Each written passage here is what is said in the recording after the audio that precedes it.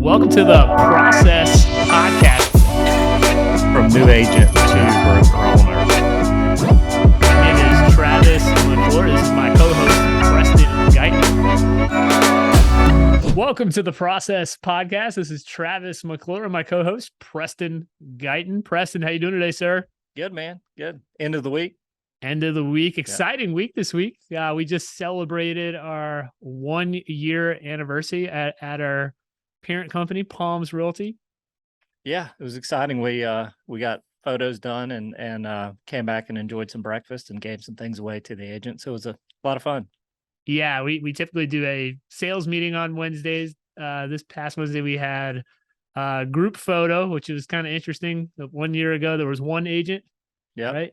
And our group photo, not everybody was there, but now we're at around 70 agents? 70, yep. So pretty good growth in 1 year. Had a good celebration around that.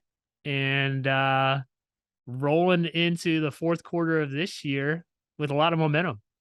Yeah, we as far as Palms is concerned, I think we brought on 4 agents so far this month. Then we have several others that we're going to be joining probably in the next 7 to 10 days. So it's definitely a lot of positives going on, and a lot of positives because of what we're going to talk about today.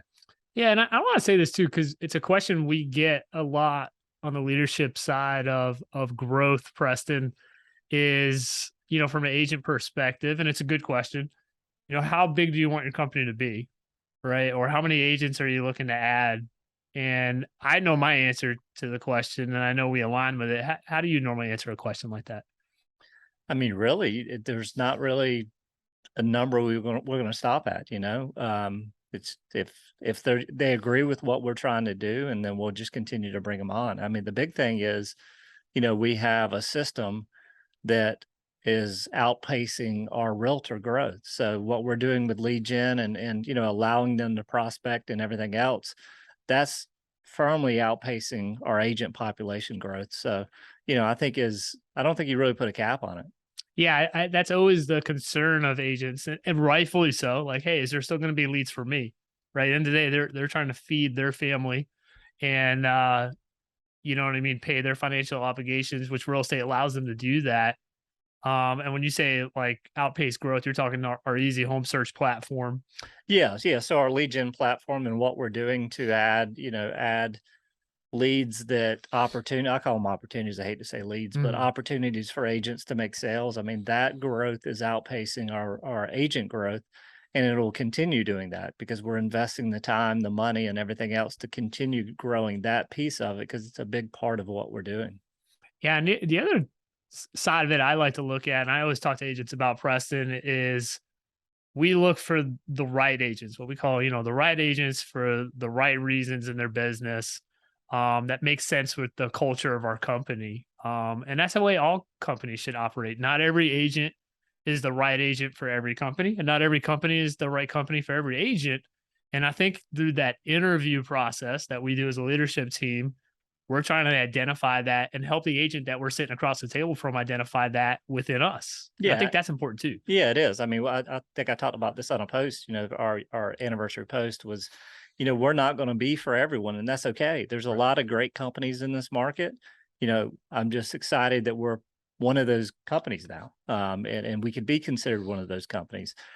So yeah, it's we want the right people that fit in, and if they don't fit in, then the culture will move them out. But yeah, it's kind of hard if somebody's the right fit and the right person, you don't want to tell them no if they want to join. So, I mean, if that number gets to be 100, 200, 300, whatever it is, I mean, we'll continue growing, and we're growing outside of this market. So it's not only the Myrtle Beach market. Yeah. And something talking about culture for us, something that's near and dear to our company and our company's culture and our company's growth strategy is prospecting. Yeah. So I wanted to unpack a little bit of prospecting today. And I know there's some agents within our company that I consult with, and we talk about prospecting quite a bit. And one of the topics of conversation I've had recently with an agent, Preston, is the difference between being rejected by somebody on the phone. That could be someone you're cold calling, a lead that you got like from Easy Home Search. So there's rejection, or just getting an objection that you have to handle. So I want to break that down a little bit. But first and foremost, let's talk about calls in general, Preston. So every time I pick up the phone and I call a prospect, that could be a lead I got or it could be a cold call. There's 4 outcomes to every call, Preston. 4. So when I call a prospect, one of 4 things could happen. Number 1 is the best of all. They're ready to buy something right now. Yep. Or what I define as right now is less than 90 days. Yes. Right? That's number 1. Number 2, they're ready soon. Right? And what that sounds like right now in the market is, hey, we're waiting until after the first of the year, or we're waiting till the spring, right? We're not ready right now, but maybe like 6 months from now, right? So that's obviously a good lead or a good prospect that you want in your database. You have to nurture that a little bit, but that's number 2. Number 3 is very commonly heard as just looking, right? Yeah. I call, or any other objection that you might get. We're going to break down objections a little bit further in this call, but none of that is rejection, right? No. That's all just part of the prospecting process, and you have to work through that and talk through that. And of course, the 4th outcome you could get is flat out rejection, right? Like go kick rocks, they hang up on you. Yep. There's a couple other ways we could put that, right? We could say some other choice words, but we won't say it. No. But that honestly, and what I tell agents, that's not a bad thing either. No, I mean, you got to think too, like these people are, with us. So we're not cold calling. We're not, Right. these are people that, it's 2022. If they don't know when they register on a website and put in a valid email, a valid phone number, and a valid name, or maybe it's invalid phone number or valid email, whatever. But if they don't know that they're going to get, somebody's going to reach out to them, then they've been living under a rock. So it's definitely, these aren't cold leads we're calling. So, I mean, a majority of the people that, you speak to when you're calling these leads, maybe they don't have the time right now, but majority, probably a smaller percent of them tell you to kick rocks than actually have a conversation if you get them on the phone. Yeah, it is a very small percentage. But what I say too is like that reject. So every time I pick up the phone, I'm going to get one of those 4 outcomes, right? Yes. The rejection one is not a terrible thing. What it tells me is like, okay, I'm not going to invest any more time in this process. I'm actually glad they picked up the phone and told me that, because all right, now that person is off my list of people I'm going to call or make follow-up calls with, right? I'm going to invest my time in however many other people are on my list to call. And I'm always, so essentially every time you pick up the phone, you're looking for one of those 4 outcomes. Yes. Any type of call that you make. What I want to break down a little bit further is what's an objection? Because a lot of times I find Preston talking to agents about, hey, how's your calls going? Let's talk about some of the calls that you've had. They feel rejected, but when you start kind of unpacking what they're talking about, what it is actually objections they're mistaking as rejection. Yes. So I'm a big fan of Jeb Blount. One of his best books, I think you could read as a salesperson. Every salesperson should read Fanatical Prospecting. And he's written several other books, but another one I'm a huge fan of is a book called Objections. And Jeb says there's basically 4 different types of objections, Preston. They are, and we're going to break them all down in this episode. There are prospecting objections, there are red herrings, there's micro commitments, and then there's buying commitment objections, right? So a prospecting objection pretty commonly, like I explained earlier, is just looking, right? What's a common one we're hearing in the market right now? Waiting for the market to crash. Waiting for the market to crash. And this time of the year is obviously, waiting for the holidays or waiting till the first of next year. Right. You hear it, waiting till the kids are back in school, waiting for the kids to get out of school. So there's so many of them that are delays, to kind of delay them. Hopefully, I think they want you to not call them anymore, or delay calling them.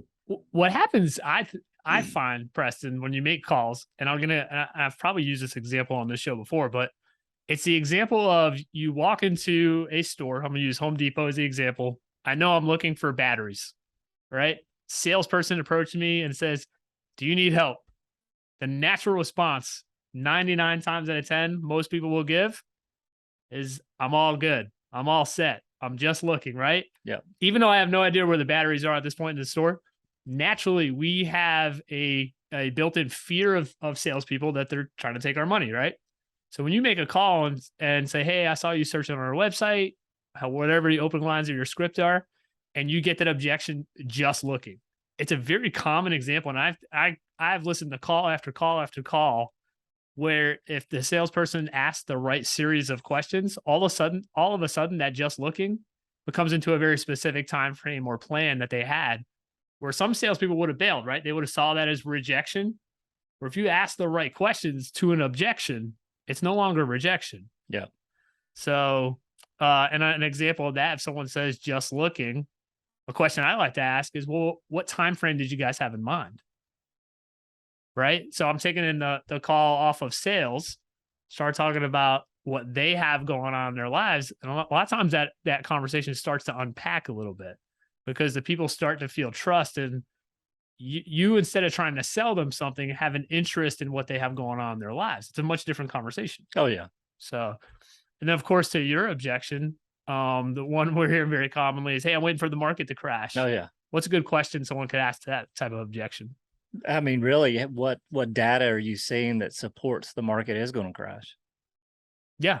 I mean, what are you looking at that? Because we're in the real estate business, and we don't see that in our market, and every market's different. You know what I mean? We're not seeing, if you're wanting to move here and expecting to crash, we're not seeing that data to support it. Yeah. And that's and prospecting objections are very common. And two things I love about Jeb Blount's book that he kind of breaks down is number one, to most salespeople, especially new salespeople, an objection sounds like rejection because you sit down with the mind frame of expecting a no, right? And if you look at the outcome for every call, like the 4 outcomes, really only one of them is a no. The other 3 are still possible sales. And really, the rejection isn't necessarily a no. I mean, you just need to make sure you have the automations in place, right, to where they continue getting information from you. And a lot of times, like with us, the e-alert's already automatically set up, so they continue to see properties, clicking on properties. And sometimes that person that signs up as FU with a real email address ends up turning around and giving you their real number or real name. Yeah. So those are things to think about. Like, even if it's a no today, that doesn't mean it's a no 6 months from now or 2 months from now or 3 months from now. There's a reason why they are on there. I mean, with us in our market, I think I talked about this in a previous episode, we get a lot of people coming to this market that are just searching because they were here on vacation. They go back, they're here, have a great time, and they're like, oh, we need to buy a condo. And then they go back home and they realize they really can't, or it doesn't make sense for their family to buy it. But there's a reason why they're online. And, even if they're saying, hey, we're just looking, there's things you could talk to them about. I'm here to support you and help you. If there's any questions you have on the website, I could walk you through how to navigate it and everything else. So there's definitely ways to continue that on, for sure. Yeah. And the other thing I always like to do is when you're making calls, because the objections you're going to hear a lot change, right? As the market changes, the one we're waiting for the market to crash, that objection didn't exist a year ago. Yeah. Or maybe it did. You just didn't hear it commonly. But and the objections you hear 6 months from now might be different. And a good thing to do, and I consult agents around this that I work with, is to write down the objections you hear. Like, write them down as you get the objection. Write it down. Number one, when you hang up the phone, you can kind of mentally go back through and kind of practice. Hey, I should ask this, or I could ask that, or oh, good job, I asked this. The other thing is, when you start getting the same objections over and over and over again, guess what? Scripts and dialogues, you need to practice. Oh yeah. Boom. And it's kind of like what Brendan talked about in, write down the questions every single day. Questions you think you're going to be asked, have an answer for them, practice that answer, practice that script. 365 days later, you've answered 365 questions. So moving on to the next kind of objection, and this is a good one for real estate. So Jeb writes books. His books are sales related, right? They're not necessarily real estate directed, but they just correlate so well. By the way, I have not read Objections. So Objections. Have you read Fanatical Prospecting? I have read that one, but I have not read Objections. Objections is a really good one. So if Travis talks a lot more than me, then that's why. A lot of these principles are covered in Fanatical Prospecting. Yeah. He just goes really deep on objections in the book Objections. The next type is called a red herring, which is an interesting name for an objection. But basically what it is what he calls a false objection, right? a good example of this in real estate is you're on the phone and someone asks, well, how much will you charge to list my home? Right? How much do you charge? That's not an objection at all, right? Some agents will then go down a rabbit hole of talking about costs. And this is where I use the term data dump. They will just start to data dump about costs and why it costs and this cost and that cost. You want to talk about that at all? Because we've had this conversation on data dumping before. Oh yeah, I mean, it's definitely it definitely turns people. When you start doing that, people just kind of they don't listen, or you don't give them a chance to speak. So you're, in these situations, you need to be a very good listener. And when you start data dumping, which is a lot of times because of nervousness, and this is a question that is something that you need to ask yourself, right? The reason why they start data dumping, because it might be a question they don't get asked very often. All of a sudden it's thrown at them. They're like, oh, what do I do now? And, I think data dumping a lot of time is kind of panicking. Yeah. You're getting nervous, and all of a sudden you're talking and 5 minutes go by and you're still talking and they haven't said anything. Yeah, that's a pretty good sign that and the other term would be feature dumping. And I'll tell you what happens with that. Someone says, how much do you cost? Right. And you go down this path of, well, we charge X and this is why, right? And you're just giving them all these features. Some of the stuff that you're talking about might not be important to them. So they just blank out and all they heard was how much it cost. So that's why it's called a red herring. It takes you off of the conversation of your dialogue that you kind of want to stick to, right? To get through that sales process. And Jeff gives an acronym if you do get a question like that, right? And he uses PAIS, pious. I don't know if it makes a word, but pious, PAIS. He says to pause, right? Kind of gather your thoughts, take a breath, acknowledge, like, hey, you know what? Cost is a really good question. And he puts the word he says ignore, but really you want to ask an open-ended question to kind of move the conversation along. So an example of that would be, let me ask you this. What's most important to you about getting your home sold?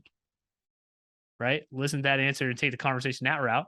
Or you can, after you acknowledge, just save, which means save it to the end. And you say, hey, you know what? Cost is a very good question. Let's save that for the end of this conversation. We'll come back to that. Yeah. Right? And, I think the cost probably comes up a lot more on the listing side. You don't really get it as much on the buyer side. The next one, Preston, is, in my opinion, is the most important one of every call that you have, is the micro commitment, or on the agent's part, the failure to make a micro commitment. Jeb says that most, and I believe this 100%, he says most prospecting falls apart because agents or salespeople do not ask for a next step. Oh yeah, and we push on this and always tell them, when you're having a good conversation, do not get off the call without another appointment or another task put in there, or something. If you get info, I've seen a lot of them get information, they change the save search and they do this, and all of a sudden there's nothing else scheduled. Right. And it could be as simple as scheduling, hey, a week from Tuesday, I'm going to send this person a video text, or tomorrow I'm going to send them a video text and say, hey, I really appreciated our conversation. I'd love to help you and your family, find the place that you're looking for down here. I just want to follow up and just say, hey, I'm here if you have any questions, something like that. And it's just little things like that, that makes such a big impact, that are 90% of the time overlooked. I mean, just like with referrals, referrals, I feel like it's something we've touched on a lot in the past, and I just feel like it's just agents don't ask for them. Yeah. The same thing with like why your family member ends up buying from somebody else. Did you let everybody know that you're in real estate now, and those things. So I think, I think it's a lot of times they just don't ask. Yeah. I think I 100% agree with that. And what I find in terms of how this becomes an objection, because it doesn't sound like an objection, but how it becomes an objection is somebody's not ready to buy right now. Right. And they say, hey, you know what? We're actually looking to probably come down the end of January or early February, and we want to get serious about our home search then. And agent will go through, and I've listened to these conversations. Agent will go through the whole conversation. All right, great. Yeah. Let me know if you have any questions. Yeah. And they kind of hang up the phone. They leave. And where would you go with that? Yeah. Well, I had a coach one time, he said vague commitments lead to vague results. Yeah. Right. And so you want solid results, you got to make solid commitments. And the other thing a micro commitment creates, and I'll just give you the example. Someone said, "Hey, we'll be back the end of January." You say, "Hey, you know what? That sounds great. I'm going to touch base with you November 1st. I'm just going to give you a call, talk to you. We'll kind of see where the market's at, see how you guys are feeling, see what you guys have going on." That's kind of stuff, right? You just make that commitment. No, I'm going to go ahead and put it on my calendar, Preston. November 1st, I'm going to give you a call. I even go as far as I would send them a calendar invite. Oh And yeah. that sounds a little over the top, but that little micro commitment right there. And let me tell you what most realtors don't do. They don't call them back. When you call them back on November 1st, you just put a little coin in the bank we call trust. Yeah. Right. And you're building small increments of trust over time. That's huge. Yeah. And if you're having trouble getting kind of what they're looking for too, and say that, hey, I want to buy in January, well, great. But if I could change your save search and set it a certain way that if this house came available, are you in a position right now to potentially fly down and take a look at it? Yeah. Like, what would that house look like? Like, would you, if the perfect house came available in November, are you still sticking to, hey, I'm coming in January and that's it? So, I mean, those are things you could do where, the person that's buying in January probably could still buy in November, right? And you would hate for them to miss out on the opportunity if that property came available. So, I mean, that's a good way to, if they're like, oh, well, we'll give you more details as it gets closer. That's a good way to get more information from them. Just say, hey, there's a potential that this property that you would fall in love with could come available in the middle of November. So, would you commit to coming down or maybe take a look at it if that's what happened? Yeah, it's good test of motivation. The other thing I think about too is micro commitments, and I know this to be true.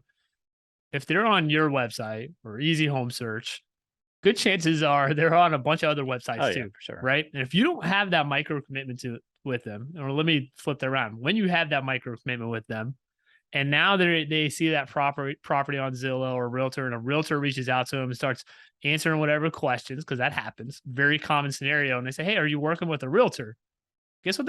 That micro commitment from one conversation that you have, obviously, you're probably not going to have a buyer's agency per se in place, but that person is more likely to honor that conversation that you have because of that micro commitment. That's why I go as far as like, hey, I'm going to put it on their calendar. I'm going to send them a Google Calendar invite and be on their calendar.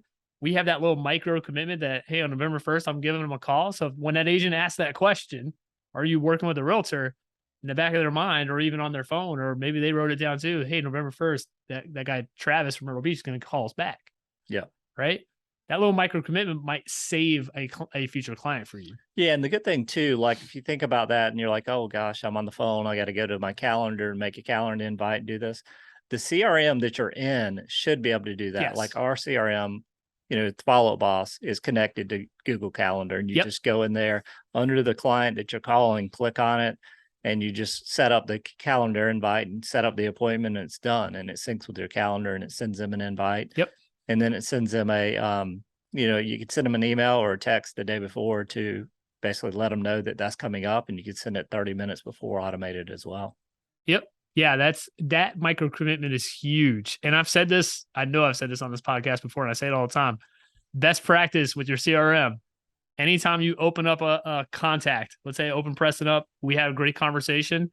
I know I had a really great conversation because when I close it, there is some sort of next step in there for me. If you are getting ready, you just get off the phone, you're getting ready to close it, and you're like, you're not sure what the next step is with that person, because I'll ask agents, okay, they'll tell me about a conversation. I'm like, all right, what's the next step? Well, I told them if they had any questions, call me back. And I use this, vague commitment is going to get you vague results. Yep. All right. So make sure you have some sort of solid next step in your CRM, hopefully on your calendar and with them as well. All right. The fourth type of objection, Preston, pretty common one as well, especially among newer agents. Jeb calls it the buying commitment. And what that looks like is somebody doesn't want to sign a buyer's agency agreement, or they don't want to sign the listing agreement. You've gone through the whole process with them, maybe even met them in person, but they won't sign that agreement that you're going to move forward together. So what do you do with that? Well, I think that's where you, especially with buyers, you have to have a really good process in place. And I think what that process looks like in that first time you meet them and I'm talking face to face, and it could be even on a Zoom call nowadays, especially in our market. A lot of people come from up north. You have to go through a series of questions with them. Number one, obviously, we talk about the motivated, qualified, loyal, right? Are they motivated? Are they qualified? Are they loyal? And I think the way you ask those questions moves you towards this buying. And I'm talking from the buyer perspective. I could talk it from sales as well, but from the buyer perspective, the way you ask these questions and the order you ask them in is very important. Number one, and you already kind of alluded to it, Preston. You said, hey, if we found that perfect property that has XYZ and has a huge backyard and has this, has that, and we get in the car on Saturday afternoon, are you ready to make an offer on it? That's question number one, right? Yep. That indicates you're motivated, checking that box, right? So the next question on qualify would be, Preston, let me ask you this. I want to make sure you're in the best position to buy that house when you get it, when we find it. I want to make sure you're in the best position to buy that house when we find it. So are you going to be a cash buyer, or do we need to put you in contact with a lender, right? We're checking the box of qualified. And then from there, that's where you move on to loyal, right? So you've identified their needs at the very beginning of the conversation. You've identified their motivation by asking if they were ready to buy. There's a lot of different ways that conversation go. You've identified their qualifications by having that conversation with them. And now there's the loyalty piece. And this is where you cover the buyer's agency. And I think anytime you have a buyer's agency or a listing agreement, you always want to cover it somehow face-to-face, whether that be in person or be on Zoom. You're going through the whatever that contract looks like. To me, these are the two most important contracts, a buyer's agency and a listing agreement you can fill out and sign with a client, because it indicates, hey, we were going to have a working relationship and we're going to move forward on this together. Yeah, and I think it's definitely something with that. So many of our clients are coming in from out of town that it's definitely something you want to hop on a Zoom. Don't just send it to them and talk with them over the phone. I mean, get on a Zoom call with them. We use Calendly. I would recommend doing that and connect it to Zoom and have them set up a 30-minute call or whatever and book it, or you book it or put it in the calendar. Actually, you should do it, not them. And just go through it, share your screen and walk through that step by step and explain it to them and explain why it's important. And, if you explain it a certain way and that, they feel comfortable with you, 90% of people will be totally fine signing it.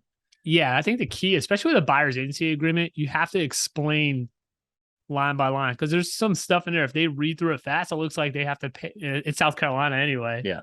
It looks like they have to out of pocket pay you a bunch of money or something like that, right? And what happens, I've seen new agents especially make this mistake. They send it out after they have a conversation or after they have the agreement that somebody's going to come work with them on Saturday and show houses, and they send them this buyer's agency agreement without going over it like we're talking about, and all of a sudden they don't hear back from the person. Or they wait till the morning, they're going to take them out and show them properties, and the people are like, yeah, we're just not comfortable signing that. Yeah. Well, what do you do now? Now it's awkward. Yeah. Well, I'm not taking you in my car then. Yeah. How does that work out? So that's why you have to have, and I call it just having a process that you use with buyers. You have to have a system in place. And that system really simply is, hey, we're going to have some sort of consultation meeting before we get together and look at homes. And I'll give you another clue. The fact that they will spend that time to meet with you, the fact that they say, yes, we want to spend 30 minutes on a Zoom call with you, or we want to come into the office and talk about our home search with you, or even, again, if they're not tech savvy, hey, do you have 20 minutes we can spend on the phone and talk about your home search? The fact that they're willing to invest that time, that indicates that they're a serious buyer. Oh, yeah. Right? It's the people that don't have time to do that, and they just want to come in on Saturday and look at a handful of houses or a house. Those are the people where I would have some hesitation around of how serious they are, or if they just want to see homes. Yeah. Right. Have half a day available to look at houses while they're on vacation. Yes, exactly. So have that process in place, right? That's where you get past that buying commitment objection, is having that process in place. If you don't have a process, you're going to fail when that person comes. And just to recap, it is ask for a meeting. We want some sort of meeting before we take them out. You're going to go through the series of questions. Are they motivated? If we find a perfect house, are you ready to make an offer? Qualified, how do you plan to pay? Loyal, hey, I want to make sure that I'm investing time in my clients, and this is my fiduciary duty towards a client, and you cover that whatever state you live in. Versus customer, and you cover that whatever state you live in. I'm wanting to make you a client, and this is what that entails. And you go through your buyer's agency agreement. That's how you have that process in place and get that buying commitment. Don't just send the buyer's agency agreement and hope for the best. No, yeah, that never works out. No.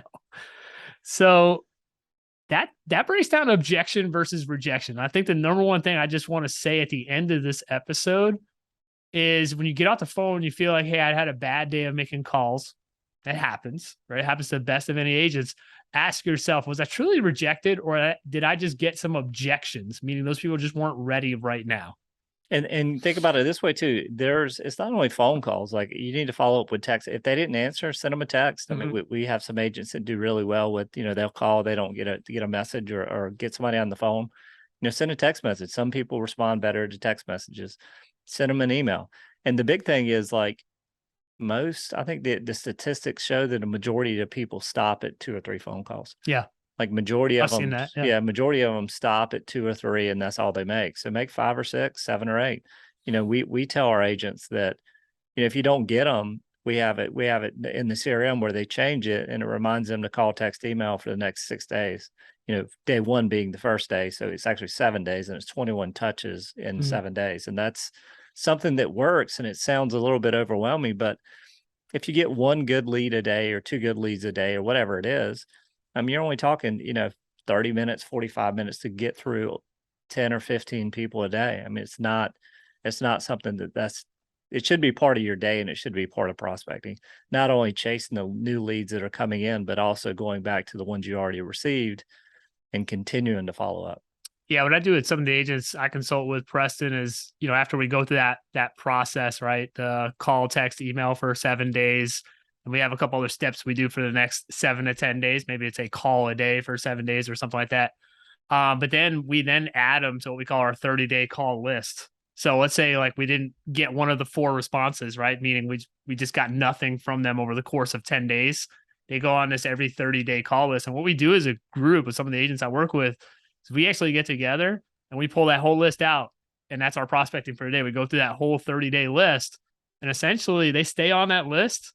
Every 30 days, we're trying them again until we get one of the 4 responses. Yeah. And you usually, if you actually follow that 7 days for the 3 touches every day, you're going to get some type of response. Normally 80% of the time, 70%, whether it's kick rocks or, you have the wrong number or whatever it is, you're going to get something when you're sending call, email, text, doing it for 7 days straight. You're going to get some kind of response a majority of the time. Yeah, you're right. Honestly, and an agent I'm working with right now, we were kind of digging through his database, and of the majority of the leads, let's say he got 10 leads in the last week, I would say majority of them, he's gotten one of those 4 responses. So very few actually make it to that 30-day list. Yeah. But they're not, just because they didn't respond, all that means is they're just not ready right now. That's right. Right. Guys, that's all I have for you today. Have a great rest of your day. Have a great week, and we'll talk to you soon.